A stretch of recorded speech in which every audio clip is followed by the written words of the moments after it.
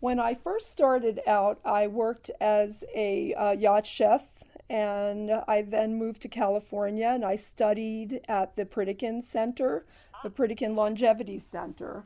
So when I finally eventually ventured out into the private chef world, it was difficult to explain to the clients what exactly what I was all about because I was coming from a Pritikin perspective in my work. I wasn't necessarily doing dinner parties or very elaborate menus. I do specialize in regional cooking, but there was always a bit of a health twist to everything that I did in my work. And so when I approach a client today, a potential client, I have to ask them what their priorities are at the table. Are they looking to have all organic food? Are they interested in keeping the cost down as far as food cost? What exactly do they need? And that is how I eventually started to provide diet specific meals. When I interviewed for Elizabeth Taylor, it's an interesting story because she already had a chef on board, a French chef, and she liked him. So when my agent sent me over to her house to interview, I was actually turned away. The assistant said, "I'm sorry, the agent really shouldn't have sent you over because we're happy with the French chef that we have." But then the following day, that same assistant called me back and said, "By the way, we are interested because we found out that you're a Pritikin based chef. And so E.T., as we called her, wanted to lose some weight prior to a 2 week Black Pearls perfume tour. It was a European tour. And so she needed to lose some weight. And so they hired me. And I came in I was with her for about 3 months, but I was able to help her lose 15 pounds in 2 weeks prior to the tour. Pardon me? Exactly. Well, interestingly enough, her doctor mentioned to me, and this is the first time I ever heard of it.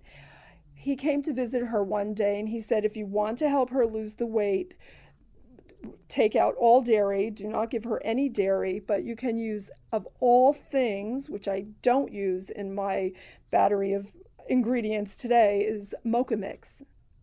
Mocha mix is a non-dairy creamer.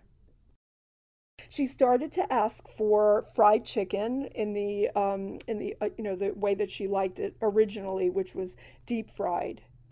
And during the time that she was on the so-called Pritikin diet, I used a very scant amount of canola oil at that time in a pan. So there, you had the feeling that on your palate of crunchiness. As a matter of fact, when we were at the show, at the Natural Products Show, which was fantastic, I was representing Hodgson Mill that day, and the reason why I volunteered to join them was because I tasted their seasoned coating. It's a gluten-free seasoned coating.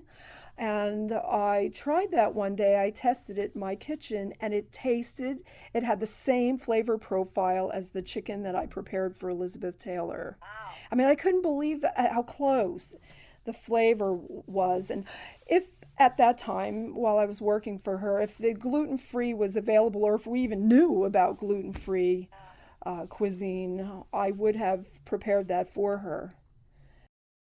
Client contacted me and asked me if I could make veal joint broth for her. She was advised by her doctor because she is trying to fend off osteoporosis. He recommended, in addition to supplements, that she should start drinking every day about a cup of veal joint broth. And so she contacted me. I developed a recipe using about 16 different vegetables. Sort of clients that I have, it seems to be helping. My focus in my work, I have my own personal project, which is called the Urban Survival Kitchen.